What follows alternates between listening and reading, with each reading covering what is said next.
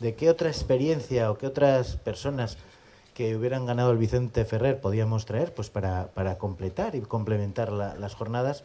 Me envió varias referencias, pero enseguida, ya se lo decía esta mañana, yo enseguida me fijé en Juanjo Vergara. Además estuve curioseando, porque yo soy muy curioso y ando todo el día trasteando por ahí por...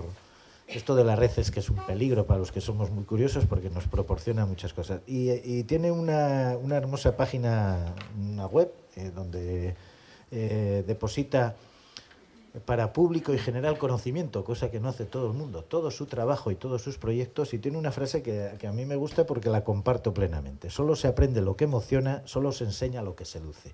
Así que hoy creo que nos vamos a emocionar y nos va a seducir. Así que adelante, Juanjo. Bueno, pues gracias. No sé si se me oye, pero yo creo que aunque... Se te va a oír. ¿Se me va a oír? Vale.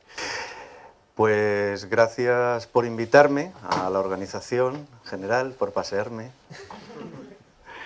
Y como presentación me gustaría decir que yo creo que la parte más importante de mi trabajo es intentar escuchar. Y entonces he pensado que lo mejor era presentaros a alguien a quien me gustaría aprender a escuchar, que es Lucía. Os presento a Lucía. Lucía es una de esas chicas que tenéis en clase todos los días, que tengo yo también, ¿no? Que tenemos todos los días. Y fijaros que Mona Lucía, que está en una de las situaciones más habituales en las que están nuestras Lucías de todos los días, profundamente conectada. Entonces yo lo que me pregunto es, ¿qué es lo que le interesa a Lucía? ¿Qué es importante para Lucía? Y entonces a partir de ahí es donde va a surgir todo una manera de hacer educación que tiene que ver con el proyecto que os quiero presentar. Un proyecto que cuando llegan nuestros alumnos al centro, lo primero que les decimos es, bueno, vas a vivir un proyecto que se llama El péndulo de Ifolú. Y no entienden por qué está el péndulo ahí y mucho menos qué es eso de la palabra Ifolú. Luego os lo cuento. El caso es que, ¿qué le importa a Lucía? Bueno, pues algunas cosas sabemos. Sabemos que a Lucía, a nuestras Lucías, lo que le importa es tener una red social amplia. Es decir, ¿os acordáis de cuando decíamos, no, es que a mí lo que me importa es tener yo mi mejor amigo uno? Bueno, ahora no, ahora lo que queremos es tener 200 me gustas, 1500 amigos en Facebook, ¿no? Eso es lo que le pasa a Lucía. Lo segundo que le pasa a Lucía es que sí está dispuesta a comprometerse con cualquier proyecto comunitario. Lo único que pasa que la condición para que esto suceda es que la reacción ante el hecho que le exijamos tiene que ser totalmente inmediata y además que tiene que haber un vínculo real entre el emisor y el receptor. ¿Os acordáis de esta imagen? ¿Todos? Es que la última vez que puse esta imagen, una maestra joven me dijo, yo no sé qué es esto. Y dije, claro, lo del chapapote ya ha sido hace tiempo. Por eso pregunto, ¿eh? Bueno, pues ¿cuántas campas quedaban libres en Galicia una semana después del chapapote? No quedaba ni una. Toda la juventud estaba limpiando. La juventud sí quiere participar. Lo que pasa es que hay un código distinto, maneja un código distinto.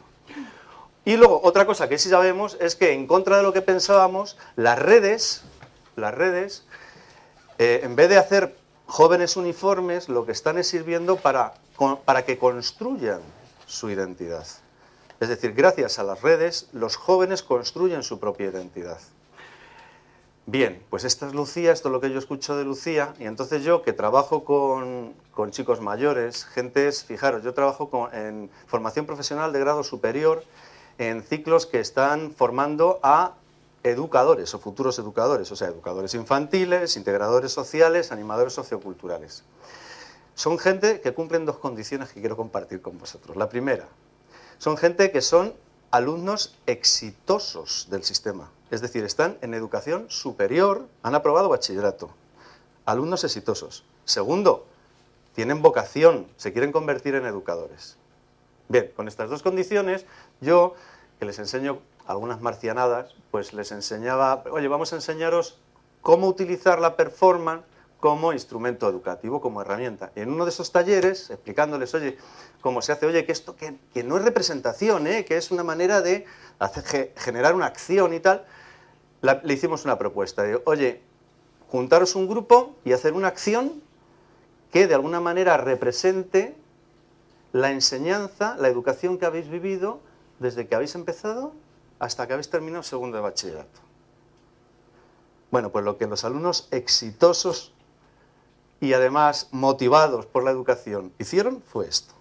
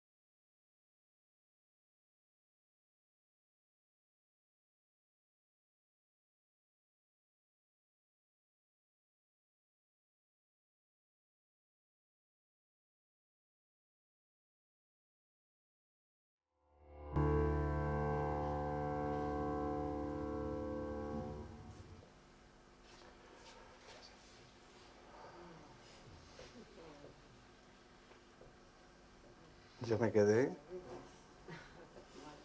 muerto. Yo me quedé muerto. Algo debemos estar haciendo mal. Algo debemos estar haciendo mal. Bueno, ¿qué dicen estos alumnos? ¿Qué dicen de lo que hacemos nosotros, los profes? Bueno, pues lo primero que dicen es que los contenidos que nosotros les impartimos están diseccionados y muertos. O sea, no les sirven para nada y además no lo entienden porque están separados en asignaturas que no tiene sentido para ellos. Además, están tan alejados de ellos que es que no les dicen nada de sus vidas. Y además, lo peor es que son tan inservibles como esta jarra, que tiene el pito por el lado de que se coge. Eso es lo que dicen. Pero es que dicen más, es que además lo que nosotros hacemos en el proceso de enseñanza, resulta que es justo lo que ellos necesitan, que es poder generar una identidad. Lo que hacen es personas uniformes, o eso sienten ellos. Fijaros, esto es una imagen normal en muchas escuelas del país. Una imagen en la que se ven la parte más fea del cuerpo, el cogote, como estáis todos ahora, en la que la comunicación solamente va en un sentido, ¿no? Sin embargo, ellos tienen la comunicación de otra manera. Esta es la imagen habitual de digo la de los móviles, ¿eh? Vale. Ellos son seres fundamentalmente sociales. Bueno, este es el contexto educativo en el que yo por lo menos analizo. Yo no sé si estaréis de acuerdo o no. Entonces, claro, en conclusión, fijaros, este soy yo después de darme cuenta de todo esto, ¿no? Con un poco de menos pelo. Absolutamente desolado.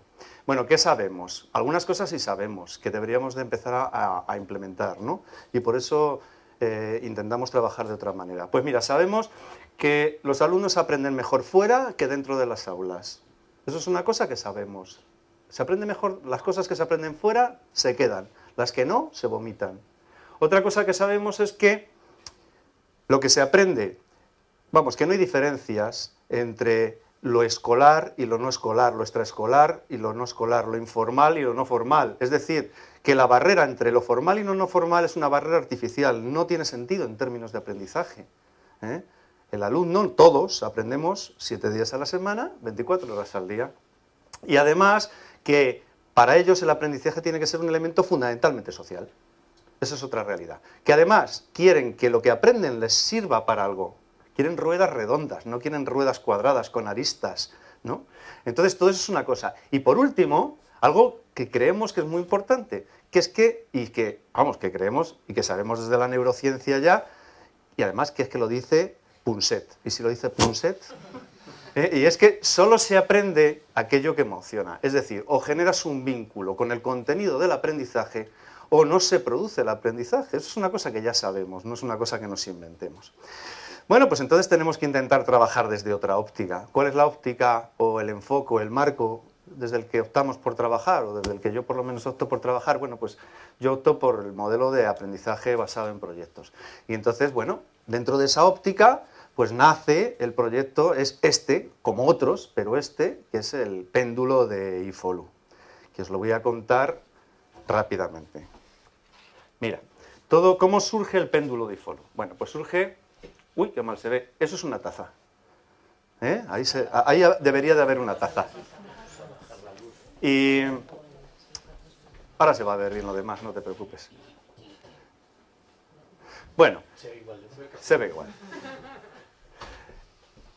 Alrededor de esa taza resulta que, bueno, ¿cómo surgió esa taza de café? Bueno, pues lo que surge es que yo estaba dando un curso de formación, en un cole, en un centro de educación especial, por cierto, y una de las profes que estaban allí, al salir, dice, oye, Juanjo, te tengo que contar un proyecto. Es que resulta que soy la responsable de educación de una pequeñita fundación que trabaja en una zona central del Atlas con población amasij. Y digo yo, ¿y eso qué es? Y entonces, ¿sabéis lo que son los amasij? ¿Alguien sabe lo que son los amasij aquí? Menos mal, ya por lo menos no se me queda la cara de tonto, porque para mí se me quedó la cara de tonto. Bueno, pues son los bereberes. Lo que pasa es que bereberes es un poco insulto, es bárbaro, ¿no? Les llamaron bereberes por bárbaro. Entonces, que hablan el tamasij, que no hablan ni árabe ni francés, y son gente excluida, son los excluidos, ¿no? Son los parias de Marruecos, realmente, de la población marroquí. Entonces, esta gente, en medio del Atlas, en un río que se llama el Tessout, que está ahí perdido en el Atlas central, pues hay un conjunto como de 200 poblaciones, y una de ellas se llama IFOLU.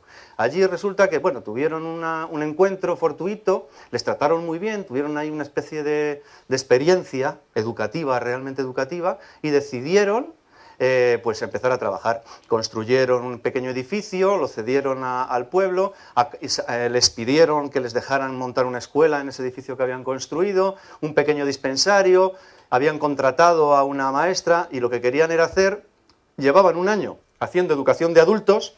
Bueno, empezaron haciendo educación de adultos y pasó como en todos los proyectos de cooperación, que enseguida se convirtió en educación de adultas, porque los hombres dejaron de ir y solo se quedaron las mujeres, que son realmente las que mueven el desarrollo, somos los motores de desarrollo claramente en todos los proyectos del mundo, ¿no? Y luego querían empezar al año siguiente con una escuela infantil. Fijaros, niños que están en lo que ellos llaman el preescolar, cuando llegaban a la primaria de allí, tenían que ir a una especie de escuela estatal en la cual les van a hablar en árabe, pero estos niños no hablan árabe. Con lo cual, hasta que empiezan a entender árabe, pasan 3 años. Con lo cual, imaginaros que las posibilidades educativas eran cero. Entonces, bueno, pues vamos a intentar... Y ellos querían, pues queremos que se alfabeticen en árabe y además, pues también acogerlos. Allí hace mucho frío, están a 1800 metros de altitud. Entonces, bueno, pues a mí me pareció un proyecto muy chulo. Y dije, oye, Y además, ella tenía, hijo, a mí me gustaría también abrir la escuela por la tarde y que jugaran. Y entonces yo vi 3 proyectos educativos que a mí me interesaban. Uno, educación infantil, otro, educación de adultos, otro, educación no formal, ¿no? Como yo trabajaba con educadoras infantiles en formación, animadores socioculturales e integradores sociales en formación, me parecía muy bien. Es decir, María José tenía sus valores, sus intereses y sus ideas sobre cooperación en relación a su proyecto. Y yo tenía los míos, que compartía con ella. Tenía mis intereses desde el punto de vista educativo con mis alumnos, y mis ideas sobre la educación. Entonces dijimos, oye, pues aquí podemos hacer un proyecto, vamos a hacer el proyecto IFOLU. ¿Qué fue lo primero que hice? Buscarlo en Google Maps. ¿Y qué me encontré? Nada. Entonces lo metí en Google Maps, pedí mi permiso y me dejaron que el sitio existiera para el mundo virtual, que es el importante. Bueno, entonces surgió el péndulo IFOLU. Queríamos trabajar, no sabíamos cómo, empezamos a pensar, a barruntar, pero ahí aparece otra persona, aparece Isabel, que es una maestra de educación infantil, que trabaja en un colegio, trabajaba en una escuela infantil en un barrio muy deprimido de Madrid, o sea, el Pozo del Tío de Raimundo, que es una zona de Vallecas, pero digamos la zona más deprimida de Vallecas, donde hay una gran cantidad de población gitana. Entonces, estaba en un colegio, el Núñez de Arenas, que es un colegio que tiene una población, acogía y acoge un 80 y tantos % de población gitana, y en aquella época casi todos vivían en un poblado chabolista que se llamaba Santa Catalina, que son pues chabolas que ahora ya las han tirado. Entonces los niños venían oliendo a leña, venían sin desayunar o desayunados, en fin, tenían unas condiciones de extrema pobreza. Y nos pareció muy interesante. Nos pareció muy interesante porque dijimos, desde educación infantil, ¿hay aquí educadores infantiles? O sea, gente que son de educación infantil, ¿nadie? En educación infantil tienen 3 áreas de conocimiento: conocimiento de sí mismo, conocimiento del entorno y expresión y comunicación. Bueno, lo llamen como lo llamen en las distintas comunidades autónomas, más o menos es eso. Y entonces dijimos, sería muy interesante trabajar los contenidos curriculares de educación infantil a través de la fotografía. Y entonces vamos a poner temas y les damos cámaras a los niños de IFOLU, les damos cámaras a los niños del Pozo, y que fotografíen cosas, y que fotografíen temas que tengan que ver con estas áreas, la familia, ¿no? El reconocimiento del cuerpo, etcétera, etcétera. Y surge el proyecto Cambia la Mirada. Cambia la Mirada, que estuvo muy bien, porque lo hacemos, estuvimos todo el año trabajando, hicimos un blog, etcétera, etcétera. Nos presentamos a los premios Educarred de Telefónica, nos dieron un par de premios. Ahí están, ¿veis las medallitas? Qué chulas, quedaron muy bonitas. Y entonces esto nos viene muy bien, lo de los premios, porque nos disparó. Lo publicamos también en el diario Escuela, en cuadernos, en Grao, etcétera, etcétera. Y dijimos, bueno, esto es interesante. A ver, este es el blog, el que se puede consultar perfectamente toda esta experiencia. Y, por ejemplo, un par de imágenes que siempre son interesantes, pues nos fotografiábamos. Aquí tenemos a nuestra amiga en IFOLU, y aquí tenemos a nuestro amigo en Madrid. Aquí tenemos a la familia de uno de nuestros amigos de Madrid y la familia de uno de nuestros amigos de allí, y entonces eso nos permitía trabajar contenidos. Esto era también muy rico para mis alumnas de educación infantil y de animación sociocultural, porque trabajábamos objetivos de educación para el desarrollo, bueno, en fin, os podéis imaginar que era un trabajo como a 3 bandas. Las viviendas, y nos encontramos con que las viviendas que había en IFOLU tampoco se diferenciaban mucho de las viviendas que había en Madrid, donde estaban viviendo los alumnos del Pozo. Nos encontramos con preguntas como, ¿van disfrazadas? Y dijimos, ¿y tú cuando llega San Isidro, ¿no? Estas son las madrileñas, ¿te disfrazas o te vistes de madrileña, ¿no? Y entonces ahí era... Es decir, si os dais cuenta, dio mucho juego. ¿Quiénes son de allí, quiénes son de aquí? ¿No? Daba mucho juego. O de repente, ¿están manchadas las manos? Y entonces a partir de ahí surgía ¿no? la pregunta en educación infantil, ¿no? ¿Están manchadas? No, es henna, estas son mis manos, o la herida, ¿no? Y fotografiábamos nuestra herida. A mí desde el punto de vista de trabajar en la formación de educadores me venía fenomenal, porque fijaros, me permitía trabajar la escuela, cómo podemos organizar una escuela allí, en medio del Atlas, cómo son las escuelas aquí, en el centro, pero también trabajar otros temas que a mí me importaban mucho. Por ejemplo, imágenes tan terribles como esta. Esta es la imagen más habitual que se ve en IFOLU, una niña que a los 15 años ya tiene la espalda totalmente destrozada porque tiene que subir todos los días 2, 3 veces una bombona de 20-30 litros, o sea, 20 o 30 kilos a su espalda, para llevar el agua a su casa. Bueno, pues entonces la cosa estaba disparada. Iniciamos proyecto, entonces ya cogimos y dijimos, bueno, pues ahora yo me cojo a todos los animadores y hago allí una jornada, estuvimos haciendo jornadas en el centro, y entonces pues hicimos una jaima un poco más cutre que la vuestra, lo hicimos con mantas como pudimos, pero con mucha ilusión, veis allí a mis alumnas y allí a los chavales del Pozo, pues trabajando un poco todo esto. Os voy a poner un microvídeo sobre esta experiencia.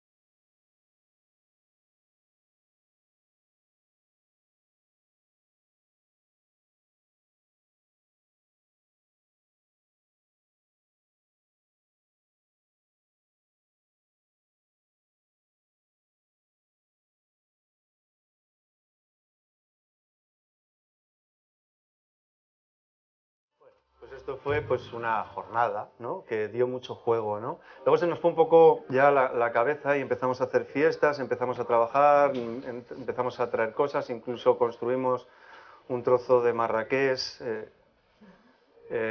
hicimos, en fin, dio muchísimo juego para trabajar. Bien, tanto es así que decimos, oye, pues esto está fenomenal. Después de todo este proceso que dura todo el año, decimos, oye, necesitamos viajar. Entonces me cojo en julio y me cojo un grupo de 10 o 12 alumnos, no me acuerdo cuántos fuimos en esa primera ocasión, y nos vamos a Marrakech para irnos a IFOLU, y nos vamos a IFOLU. Y ahí aprendimos la primera lección. No vayáis a Marrakech en julio. 50 y tantos grados, horrible, ¿eh? Una cosa imposible. Bueno, pero sí es verdad que tomamos contacto con la realidad. Y volví a pasar otra de las grandes características que tiene esto del aprendizaje basado en proyectos, que es que de repente aparece la magia. Y la magia es que en ese espacio que tenemos mucho tiempo yo conozco a Redouan. ¿Y Redouan quién es? Pues Redouan es un profe de español para extranjeros, no, de español como segunda lengua, ¿no? en un colegio de Tebnat, que es una ciudad que está como de camino hacia Ifolu, ¿no? Y entonces él trabajaba en un cole que se llama el Moulay Youssef, y entonces decimos, oye, tenemos que hacer algo, porque fijaros qué ocurre, que volvemos a tener otra vez la joyita de la metodología de aprendizaje basada en proyectos, y es que resulta que Redouane puede trabajar sus intereses educativos en enseñar a chavales, adolescentes, competencia lingüística en español, y yo puedo trabajar mis objetivos de mis asignaturas, desarrollo comunitario, metodología de la intervención social, didáctica de la educación infantil, es decir, lo permite. Iniciamos otro proyecto que se llama que se llamó Cambia la mirada del viaje, porque a lo largo de todo el proyecto lo que empezamos a decir es, bueno, vamos a intentar montar unas jornadas allí en Tebnat, en tu instituto, y nosotros viajamos allí, hacemos unas jornadas después de un año de trabajo, y luego nos cogemos y viajamos al centro del Atlas y volvemos otra vez a intervenir, pero ya con un grupo y no en julio. Entonces, fenomenal. Empezamos a trabajar y empezamos a utilizar las redes. Utilizamos la Edmodo, no sé si conocéis, que es como una red como Facebook, pero privada. Bueno, pues la utilizamos y entonces permitía a los chavales intercambiar directamente en castellano, con lo cual era fenomenal para Redouane, y nosotros les lanzábamos temas. Por ejemplo, ¿qué haces en un día de ocio? Entonces salía el tema, por ejemplo, del alcohol. Entonces era muy interesante como los jóvenes de un sitio y los jóvenes de otros hablaban de la necesidad o no necesidad del alcohol. O salían las relaciones de pareja, o salían mil temas que entonces íbamos lanzando en función de nuestras temáticas, de lo que a nosotros nos interesara.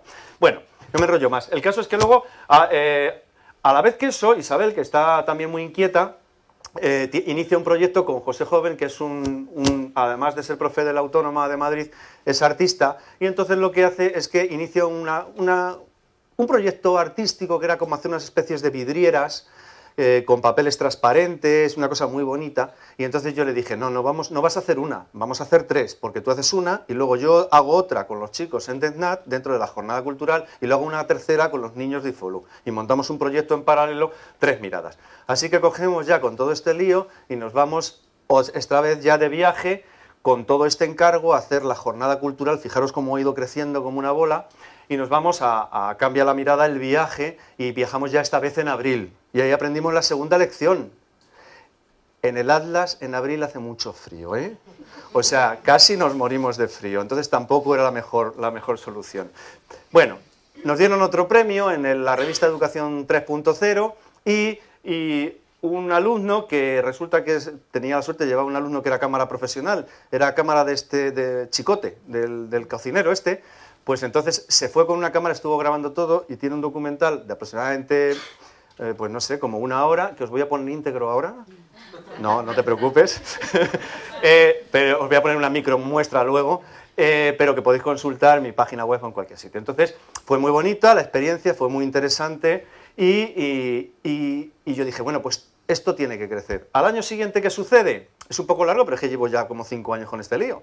Entonces, pues que me entero que hay un valle un poquito más allá, el valle de Bourgmed, que tiene un nivel de desarrollo un poco superior, porque las adultas resulta que ya saben, ya están alfabetizadas y habían conseguido montar una cooperativa de alfombras. Y entonces era muy interesante porque, claro, digo, pues yo me voy con mis alumnos, que vean ese nivel de desarrollo, comparten allí con la familia, luego me voy al otro lado, todo por medio del Atlas, me voy al otro lado, vuelvo a intervenir con los chavales en este nivel previo de desarrollo, con lo cual van a pillar una perspectiva interesantísima. Y así lo hacemos. A la vez me entero de una cosa interesantísima.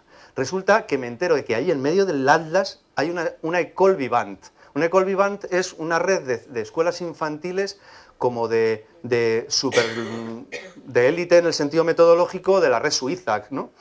¿Qué hace? Y entonces, efectivamente, allí había una escuela que tenían baños reciclados, cosas ecológicas, trabajaban cooperativo, una cosa espectacular. ¿Qué pasó? Que había allí una maestra alemana que fue una vez allí y se enamoró de un guía. Y entonces llegó allí, se enamoró. Bueno, nosotros cuando fuimos allí a la escuela tenía ya 3 hijos del guía y estaba súper embarazadísima, o sea que ya iba a tener el 4º, y allí estaba con esta escuela que fue muy interesante, con lo cual encima tuvimos la suerte de que vimos como un ejemplo de excelencia educativa, ¿no? en medio de la... Fue muy interesante.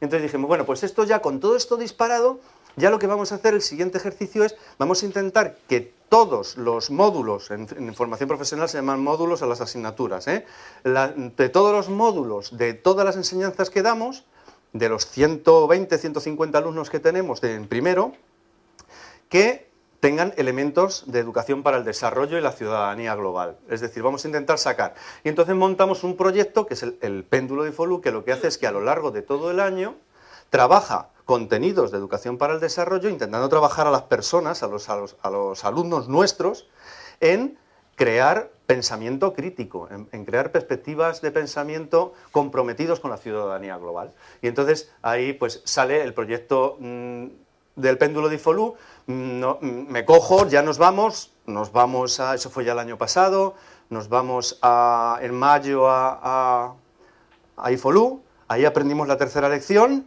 mayo es el mes, entonces nos dieron el premio este de Vicente Ferrer, como dirían nuestros alumnos de la ESO, ¡qué guay!, ¿no? Y bueno, pues encantados porque lo visibiliza y tal. En definitiva, y al final nos queda un poco descubrir, ya sabemos lo de IFOLU, pero el péndulo, ¿por qué, no? Bueno, pues el nombre del péndulo viene por un poco el sentido del proyecto. El proyecto no pretende trabajar allí tanto, es decir, mi negocio lo tengo con mis alumnos, seamos claros. Como persona puedo estar muy comprometido con ellos, pero el negocio yo le tengo con mis alumnos y mi proyecto lo que pretende es intentar cambiar la mirada de mis alumnos, es decir, convertirlo pues en ciudadanos comprometidos, ¿no? Es decir, que el péndulo que viaja desde aquí hasta el Atlas, pues que cuando vuelva no vuelva igual, ¿no? Por eso lo llamamos el péndulo. O dicho de otra manera, de una manera que a mí me gusta mucho, es intentar, yo se lo cuento a ellos, cuando se lo cuento antes de ir se ríen de mí, cuando vuelvo no. Cuando vuelvo lo dicen, ¿eh? Es intentar que aprendan a dibujar una rosa de los vientos de 5 puntos cardinales. Norte, sur, este, oeste y aquí. Es decir, que se les quede para siempre. Y entonces, en definitiva, este es el proyecto y os cuento ahora qué queremos hacer con él.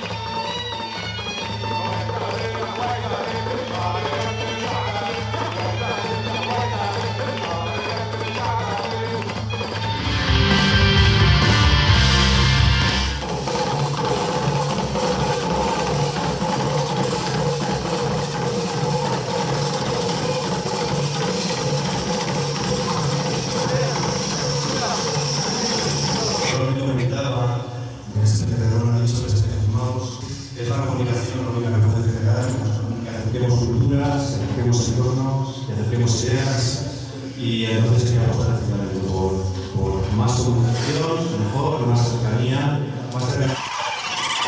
Mira, ay, te está viendo. Ay. Qué feo, qué feo.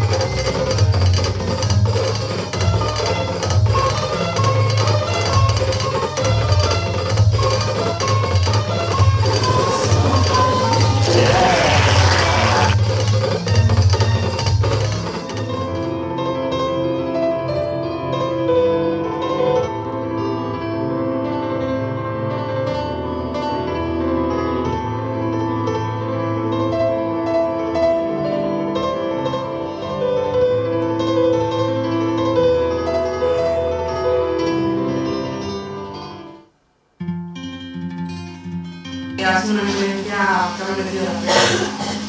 Inolvidable. Y me encuentro con esto que es cojonudo, ¿sabes? Es una experiencia, vale más que cualquier teoría que pueda dar en clase. Quiero encontrar una situación de volver a la realidad de allí y ver en realidad las cosas que de verdad importan.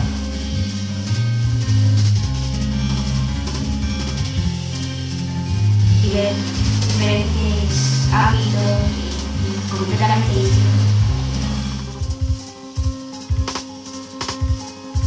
La verdad es que me ha alucinado mucho esta forma de trabajar con los niños y las actividades que hacéis. Sí, claro, que se echan un mensaje de bueno. La de se tatúa y se te queda para toda la vida.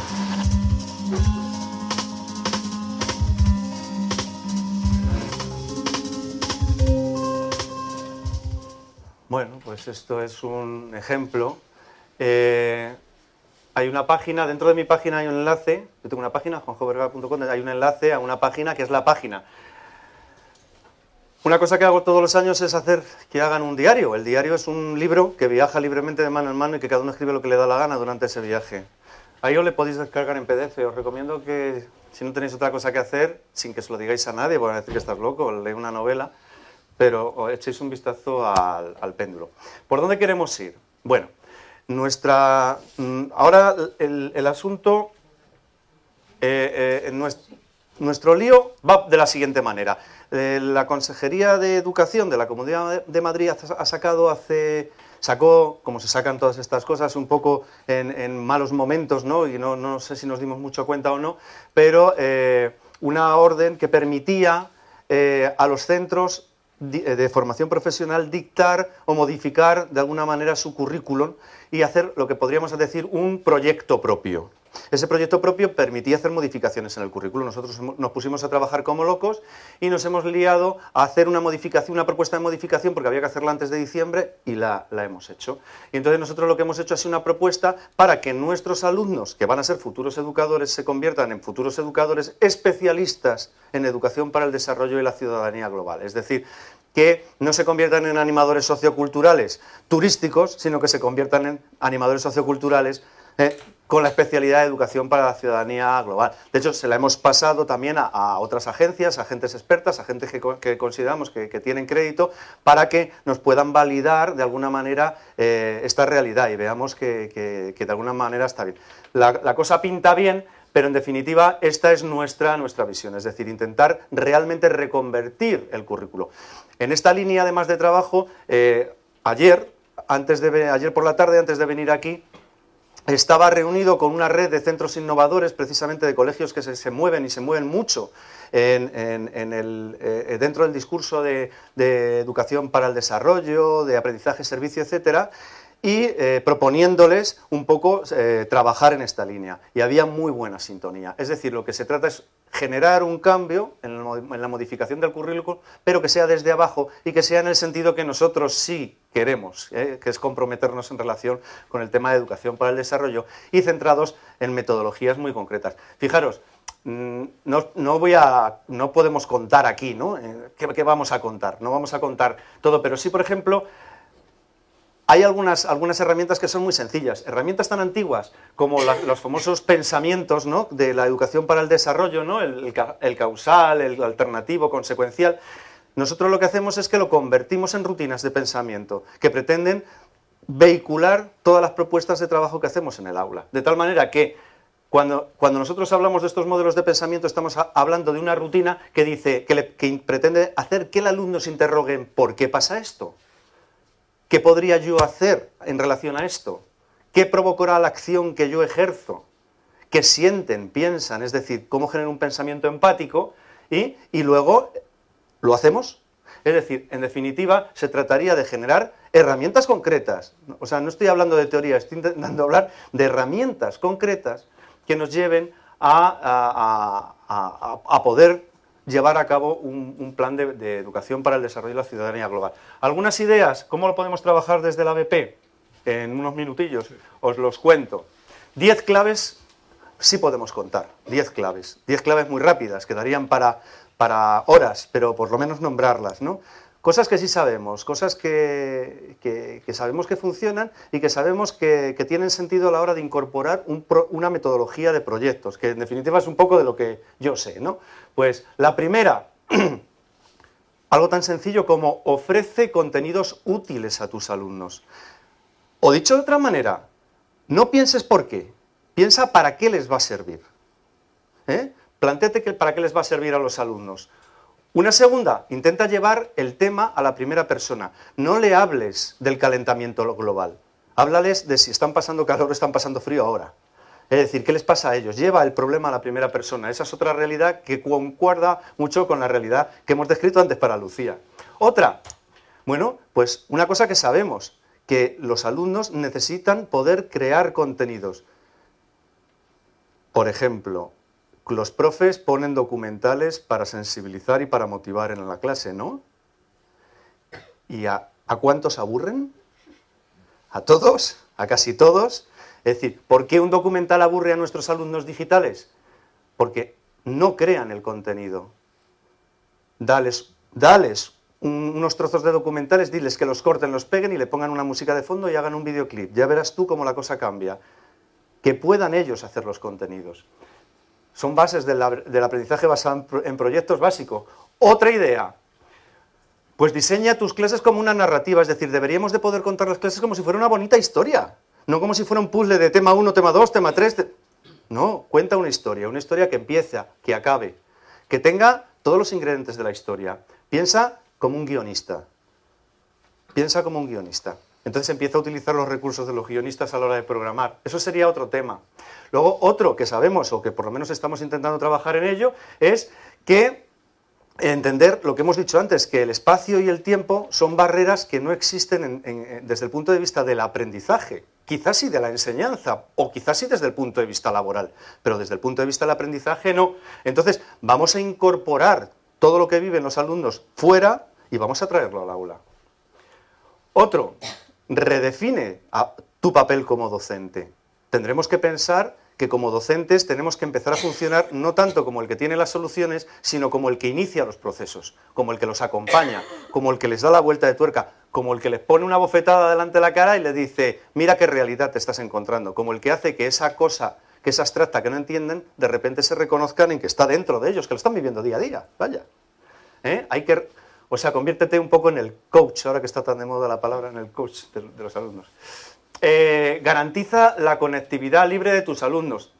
Perdonadme que repita la imagen, pero era por si os habéis dormido, para que os despertéis. Es decir, quizá hay que empezar a pensar que los recursos comunicativos y tecnológicos no son el enemigo, y que más interesante que plantearse si prohibirlos o permitirlos sea negociar el uso, porque eso ya es un valor educativo en sí. Es decir, negocia con los alumnos la utilización de los medios. Asegúrate que el esfuerzo y el placer no son elementos contradictorios. Hay un discurso que es patológico. Dicen, es que claro, el valor del esfuerzo, ¿no? Entonces como que si te aprendes algo te tienes que sufrir. No. Oye, tú cuando te vas de vacaciones te lo curras mucho y le metes mucho esfuerzo. Y ¿qué le gustará a mis hijos? Y que le guste a esto y que no se aburre y que no sale barato y tal y que cual. Pero el placer que obtienes es mucho. Y no hablemos de las relaciones de pareja, que da placer, pero esfuerzo también, ¿no?